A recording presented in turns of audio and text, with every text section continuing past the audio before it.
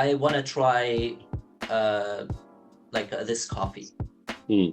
Why? What's the reason? You need to have a reason. Even if the reason is even if the reason you think it's stupid, but if you, instead of you starting your video, instead of saying, I'm gonna go try Luckin Coffee, for example. No, you should try to say, I didn't drink coffee for 10 years or for 5 years. And today is the first day that I drink coffee. I think that's more intriguing because there is a reason behind why you're doing the video. Right. And I try to incorporate that in some of my videos, where when I go out and do something, I need to have a reason to back that because the viewers want to know the reason and want to follow the story. That's the most important thing in a video. It's just, does it have a story or not? All right, you made it back to the SelfSeed podcast, and today, we all want to be content creators, right? And we all want to create some awesome content, some great content. But then, are we telling a story? Because storytelling is one of the key aspects of content creation. To any industry that you're creating content from or based on niche, whatever the niche is, you have to have a certain type of story behind it. And so today I have Aziz, I hope to pronounce his name right, azizmlayel, and today he's going to share with us how can we create better content, how can we tell a story, how can we engage our audience with storytelling. And Aziz is actually a young person in Shanghai who is doing content creation, YouTubing, what else I didn't mention, video production, and so on. And he's also a student. And so I hope in this episode you can grab a thing or two on how you can create your next video, your next audio, your next thing, and probably share with me what you think about this episode, what you think about content creation in general. And remember, the SelfSeed podcast is a podcast that aims to help you grow, become a better person by sharing stories related to personal development and entrepreneurship from all over the world. So young people all over the world. So if you're listening on any platform, remember to hit that subscribe button. Hey, come on now.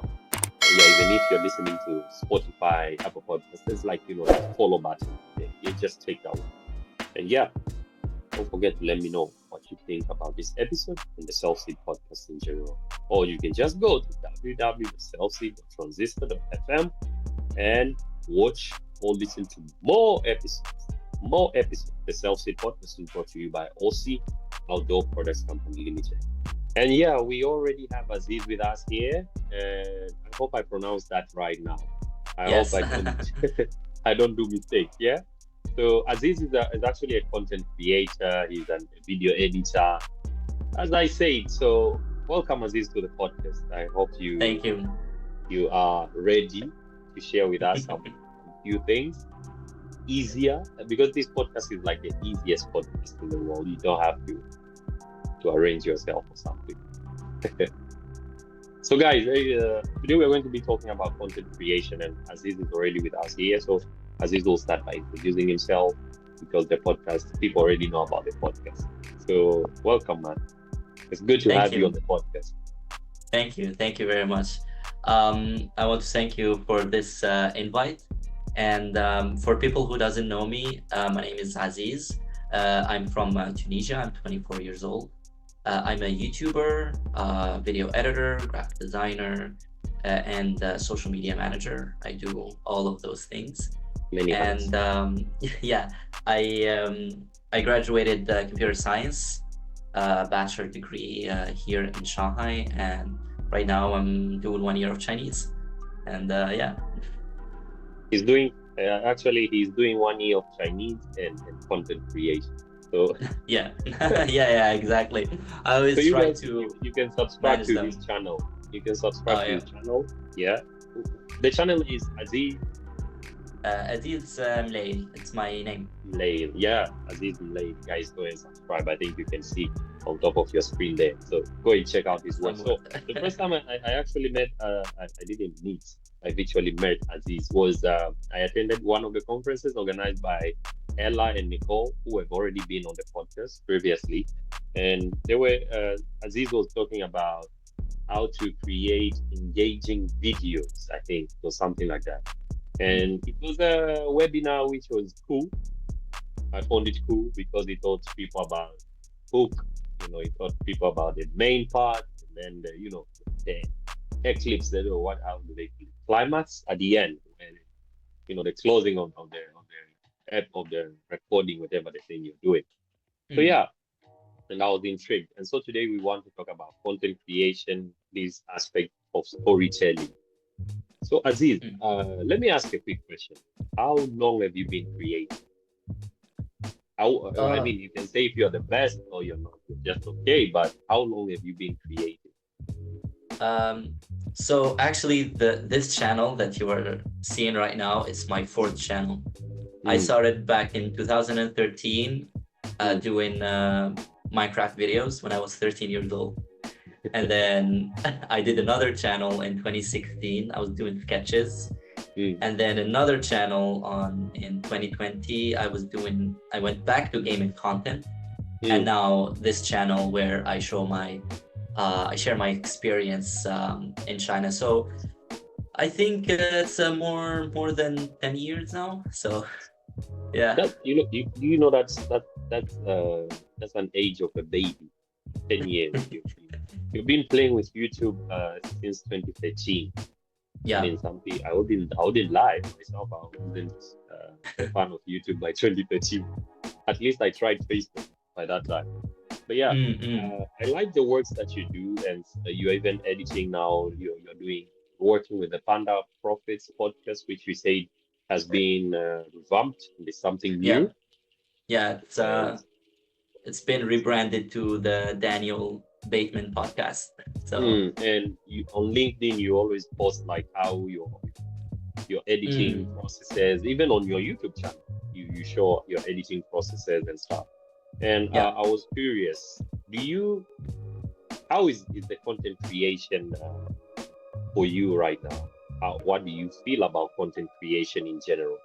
Hard, easy, and now like everybody's a content creator.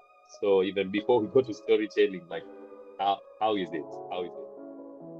So the content creation is basically you are doing multiple jobs at the same time, Mm, and that's one of the main reasons why it's hard. So you are the ideation, you are the person that does bring the ideas, you are yeah. the scripter, you Mm, are the script writer, you are the videographer, you are the audio design guy, you are the video editor, you are the thumbnail designer, you are the social media manager. So you have like 7 different jobs that in order for you to excel on YouTube or any social media platform, you mm, have to excel in all of those stuff. mm, That's why like a lot of YouTubers right now, they're kind of removing a lot of the tasks that they've been doing for so long, like video editing or thumbnail mm, design or like creating the title, and outsourcing it and giving it to people that they trust and they know how they make their content. For mm, me, I always had fun making content. Like I've been doing it since 2013, and right now I think I'm getting a little bit of success. I'm getting a little bit of views, yes. and that's like the Are you being modest, or is no it no like I big success? I think no I think for me to say I'm quote unquote successful is when I reach 10,000 subscribers. So Mm, that's when I think okay, now this is real. But now I think it's still like as a hobby, and I'm still figuring out, like all the YouTubers that you see, they are still figuring out YouTube because it's always changing. The right. social media, like every 3 4 months, they change their algorithms, they change their platform, their design. The Mm, trends are always changing, so you have to always be on time and always be up to the trends. So right. yeah. So you're telling me that this aspect of content creation is one of the emerging, let's say, fields, and it's constantly evolving. like with the Mm. emergence of AI, new technologies, and so on. Even the way that we create content changes, and the way the platforms manages the content changes. The way our Yeah. content is pushed forward changes, and so it is challenging, right? That Yes. means in that aspect, it is one of the most challenging areas because then you have to figure out all of this. As you said, it's a one-man army, and you have to do all these jobs and stay intact. But one thing catches me always about content creation. Some people go viral for, I mean, basically simplest idea that, as I may say, right? Let's say Mm. how Kabi goes viral, how he amazes his audience. It's just simple things, simple daily things that we overlook, and he just does them. And I have this one guy I like, the comedian from Kenya, and he's called Crazy Kenal. I don't know if you have seen any of his videos, but it's basically the things that we overlook, just simply modified for you to watch, on your phone, and you'll find it funny, you'll find it amazing, you'll end up liking or subscribing to those people. And I'm curious to know, for content creation, is it necessary to incorporate the skills of storytelling into content creation? Is it like, I mean, there are guys who record video games. I mean, it's endless. Everybody does content creation, and the fields are endless. The niche is vast. So I'm wondering, is it necessary to incorporate the skill of storytelling into content creation, or is it specifically for like maybe documentaries or educational videos or motivational videos or fitness videos, as I do, or what's your take on that? So with the years and the hours of research in YouTube, I Right. have found out that in order for you to keep the viewer engaged, Mm. you need to have some kind of a story in your video. Let's say, Right. for an example, Mm. you have this idea of reviewing items, right? You bought like 10 items and you're gonna review them. If you're gonna just review the items, the viewer is not very engaged unless Mm. you're like doing, like, your personality is crazy and you have something else that you incorporate in the video. Mm. But if you have a story, and there's a lot of YouTubers that are really good at this, like Ryan Trahan and Jenna Hayes. What they do is they have like some kind of story. So I have a birthday, or I have a quest that I need to fulfill. That's Right. why I bought these items. By the end of this video, you will see which item I'm gonna choose for this story. So that's what a lot of people are doing right now. For example, Jenna Hayes, what she's doing, she's like, I'm gonna do this because of this. Therefore, and then there's like always that structure of a reason why you're doing this. Like, I can't just come in and be like, I want to try this coffee. Why? What's the reason? You need to have a reason. Even if the reason is like, even if the reason you think it's stupid, but if you, instead of like you starting your video, instead of saying, I'm gonna go try Luckin Coffee, for example. No, you should try to say, I didn't drink coffee for 10 years or for 5 years, and today is the first day that I drink coffee.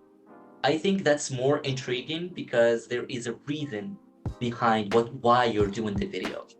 Right. And I try to incorporate that in some of my videos, where when I go out and do something, I need to have a reason to back that because the viewers want to know the reason and want to follow the story. That's the most important thing in a video. It's just, does it have a story or not? So that's very nice how you put it. Does it have a story or not? So storytelling is basically me trying to engage the audience. Why should the person watch the video? What is it? What's the difference than, let's say, maybe another video or our daily life? So I'm getting also, you kind of, does storytelling equal to providing value? Do you think that when I tell a story, I'm providing value to the listener, or is it that I'm trying to just resonate? I'm just trying to resonate with the audience. So there's a lot of types of content. When you say provide the value, it doesn't mean that it's educational value. It can be an entertainment value. Yeah. And one of the things that the point that you made where provide a value should be like viewer satisfaction in the first like 10 seconds.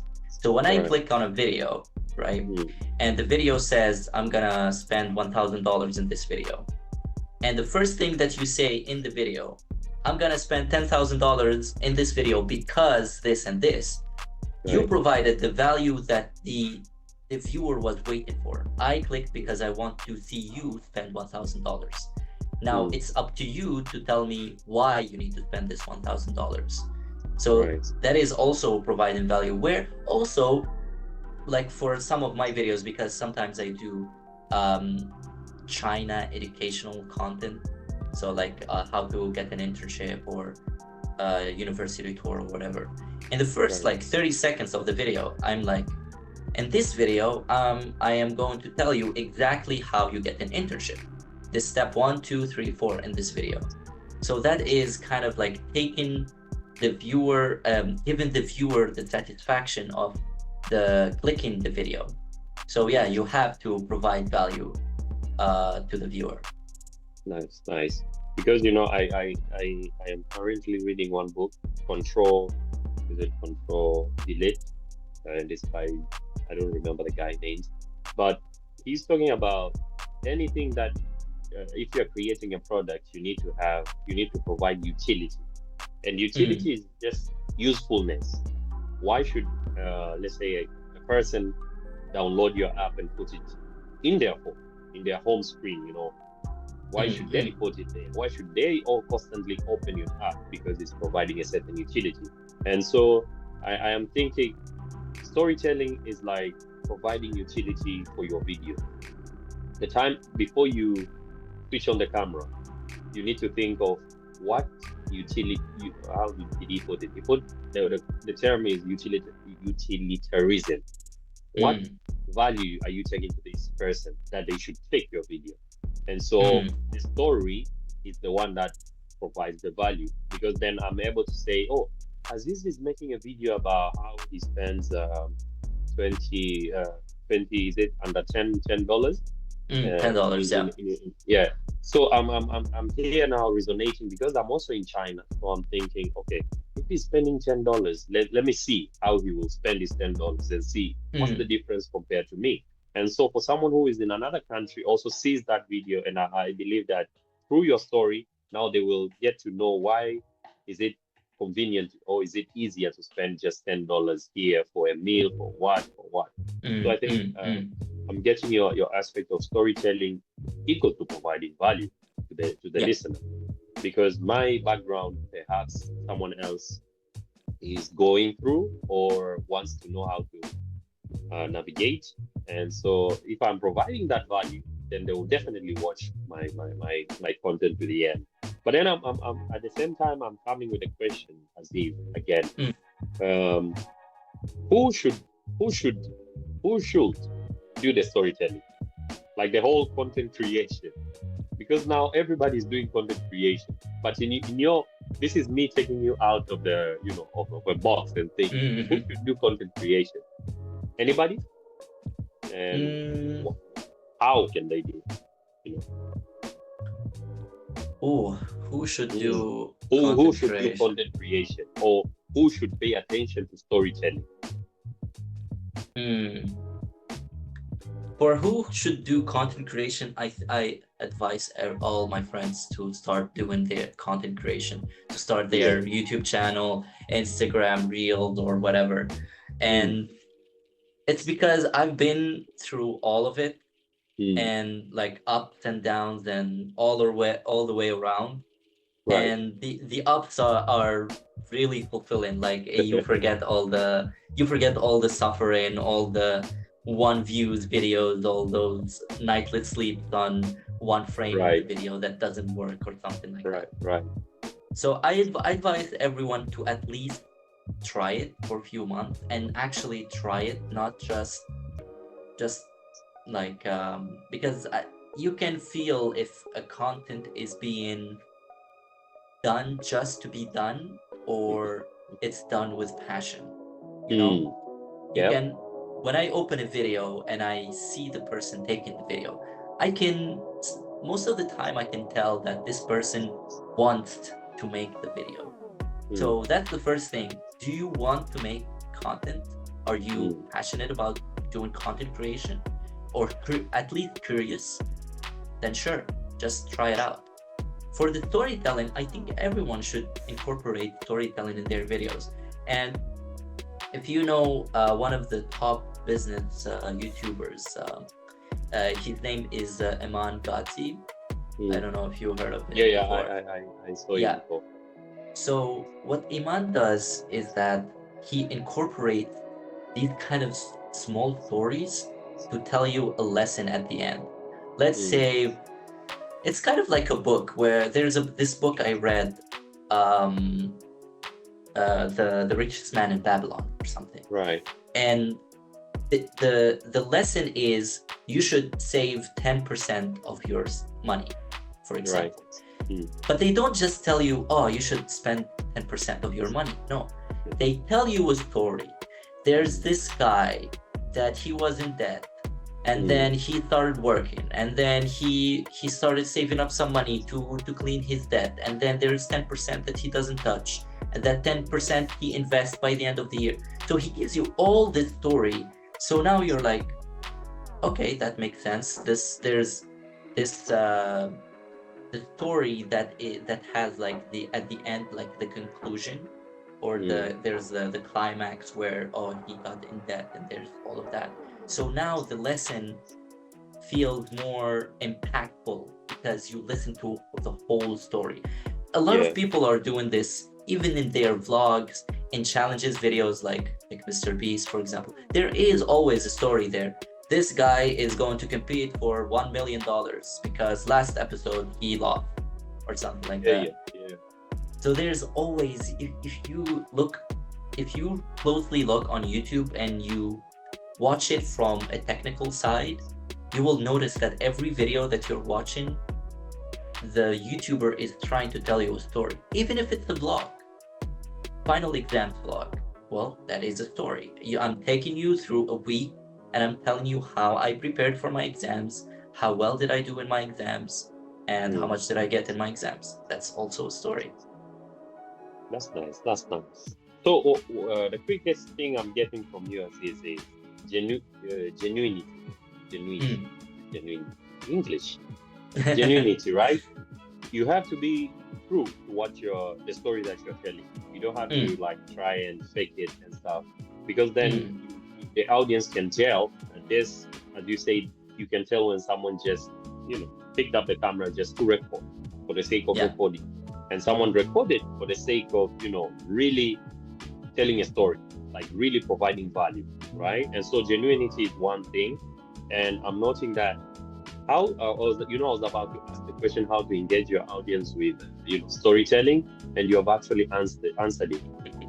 Every part of my video should somehow tell a story, and in that way I'm engaging the listener to not doze off, like not get the point of why they are watching this video, but rather it's like creating short-term climaxes until you reach the biggest climax, right? Exciting. Yes, definitely. You are exciting the listener. That's nice. That's nice. And so, you're sharing some good stuff, some good stuff. Thank you. And Thank you. something comes to my mind. Right now, we have, we cannot escape the current emerging or the current technology that is on a big wave, right? We have large language models working already. And I am here wondering, maybe first you can start by giving us that pattern of what's your easiest takeaway pattern of content creation or telling a story in your videos that someone can just learn from, because different people have different styles probably on how they tell their stories. So I'm curious about that. And then later on, you can go on to tell me. Oh, no, let's start with that question. I was about to add it. Okay. Let's start with that one, yeah? I'm curious to know what's your cup of tea in creating your content so that your viewers are engaged. So you mean what, how to make an engaging video, or how to make an engaging story? Right. Oh, you have 10 you're hours. A good storyteller because you're easy. You got it, and you even ask the question properly. How to summarize this? Okay. I have all the time in the world, except the listener doesn't, probably. Okay. First thing, of course, after you have good thumbnail, good idea, all the fun stuff before the video, okay? You need to have a good hook. The hook must, as I said earlier, must give that viewer satisfaction. So the first 30 seconds need to give your viewer why he actually clicked on your video. And then in those first 30 seconds, you need to do the foreshadowing for later on in the video. In this video, I'm going to try 10 coffee shops, and then I show you 3. That's it. And then the other 7 I show you later. Or I show you the most crazy one, so you're like, oh, I want to see this one. Oh, I saw just a 2-second clip of it. And then you start building. And then let's keep in the coffee shops example. So you like why? Yeah, because this is actually a video that I'm gonna make. So okay, I'm like making it with you right now. So now, why are you going to these coffee shops? Is it because there are, for example, there's like 6,000 or 8,000 coffee shops in Shanghai, but these are the good ones that I found? Or these coffee shops are specifically good for studying? Or these coffee shops are special because of something? Or each coffee shop has something special about it. So you need to say that in the beginning of the video. You need to give the viewer a reason to continue watching the video. And in the middle of the video, because you don't want to only keep showing like coffee shops, you need to, each place that you go to, you need to keep, you need to have like this, a story, like a side story, let's say. For example, I'm meeting someone in coffee shop number 6. And then when I reach coffee shop number 6, there's a problem that happened. So now the viewer needs to keep watching and see, oh, how am I gonna fix that problem? So this is an example. I'm just going like all the way around. Of course, you can take this example. Yeah, you just can take this example and then put it on to like other examples, because there's this YouTuber, I always forget her name, Jana Hoyes, and she does these like 1-minute shorts, but it's a full story with introduction, middle, there's a problem, she fixes the problem, and then you reach the conclusion. And all of this is done in 1 minute. And she particularly like chooses every single word. Like she's very particular in choosing the words and how she builds that kind of like story. And another good storyteller, I would say, Ryan Trahan. So yeah, so that's how you kind of build like a momentum. You kind of build the momentum, and then you have like a climax, and then you have like the conclusion, or the what the viewer actually wants to see. Like maybe you build the story in the beginning, and then you reach the conclusion, you reach the end of that story at the end. Yeah. And then, of course, for YouTube algorithm stuff, you need to do the call to action and let them watch other videos, basically. So that's kind of the blueprint. Powerful. I like the way that you simply put it, and the way you use the example of the coffee shop, that somewhere in the middle you will find a problem, and now you have to give the audience, fill the audience on how you will solve the problem, and then at the end you just have to answer, giving the solution to a problem. And I like that format where you engage them, create an enthusiasm, create an interest, and then go later, even arise. It's like one thing you said I noticed is you create like a side story away from the main story. You created subcategories. That's nice. And so what I wanted to ask before this question is that you have given me the format of how basically someone can just think about it, how they will do their next video, right? You have given us the secret. Now I'm wondering about that part where nowadays there's AI. Technology is this technology is, I think, it's coming with in light years. It's not coming anymore in normal speed, full force. And it's impacting many industries. It's impacting journalism. It's impacting even scientific research. It's impacting like music creation. It's impacting. I mean, what is not impacted by AI? Now AI they're teaching it to do everything, and probably at some point it will get powerful enough to be able to articulate new content, new materials on its own, right? So my question for you is, what do you think is the role of AI in the content creation and storytelling world? How can even people be able to use it? Do you for one use it somehow to improve your efficiency, cut time? So definitely. Could someone now use it to tell the story perfectly, I could say, or almost perfect? I think for me, every part of creating the video has some AI in it to improve my efficiency in doing stuff. From ideation, from the ideation phase to the scripting. The scripting, actually, sometimes the AI, you can tell that this paragraph is written by AI or not. But what I use it for is mostly to organize my thoughts, or because right now I'm like doing key points. I don't do hard script anymore because hard script takes a lot of time to record, and that's what I figured in the past month. I should have figured out that way earlier. But to organize like my key points and to be like kind of like someone that you bounce off ideas from. Because if you just write the script from AI, it's still not there, and it's missing your touch, your filler words, your my wrong grammar, and those kind of stuff. So I think for script writing, I wouldn't just write a full script from it.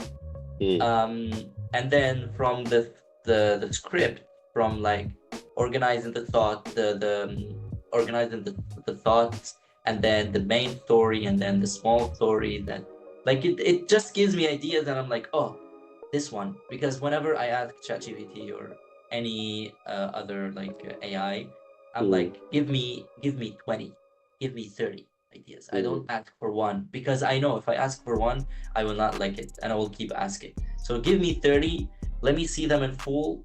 Okay, there's nothing good here, give me 30 more. So that's how I kind of get like some scripts, some ideas. And then after that, there's the video editing. Of course, video editing, I use some AI, because right now honestly, AI is not doing a better job than me right now. So I would rather spend the time to edit it myself. Maybe on the captions is just like AI and fix them later. And then on the thumbnail, like some AI in Photoshop, like to remove the background or to fix the colors or something like that. And then for the right in the title, I think this is mostly where I use the AI, because I write the titles from the AI. I have like some tool that gives me like the best titles, and it's not always working. I choose like 3 and then I keep changing them. And then for the description, because I always have like chapters in my video, so I take those chapters and then I give it to the AI. It kind of creates a good paragraph that explains what the video is about. And that's actually good, like for the SEO of the video.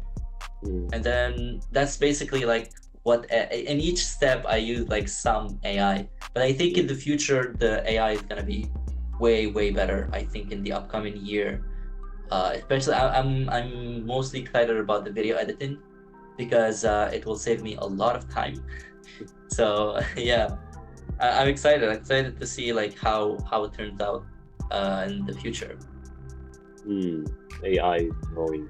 Thank you very much, Aziz. Thank you for sharing that aspect, because I just listened to the podcast of I can't remember even the name of the podcast, but literally it's a communication podcast, and they were talking about, it's related to Harvard business review. So they were talking about actually how you can use AI even in communication, but there's a way that you can really not solely rely on it, but a way that you can, get the best out of the AI. Yeah. And so I believe it's the same when it comes to content creation, and it's the same when it comes to even storytelling. Being able to, you have an idea of a story, but then you have to. I love the way you say 30. Give me 30 possible ways of telling this story. And so when you get 30, it means there's a probability of you coming out with only one, probably by mixing all of them or whatever, and come out with the best outcome. Yeah, that's nice. Yeah. That's nice.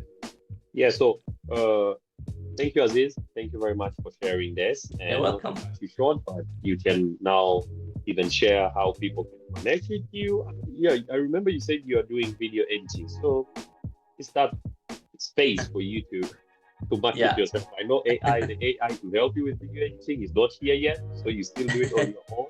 Yeah. You're welcome. Thank you so much for inviting me. And you can find me on LinkedIn, YouTube, Instagram, X, all under azizmlayel, azizmlayel. I mean, you're gonna put it in the description. Yes, it's in the screen. It's on the screen. Someone can see. On the screen somewhere. Yeah, truly.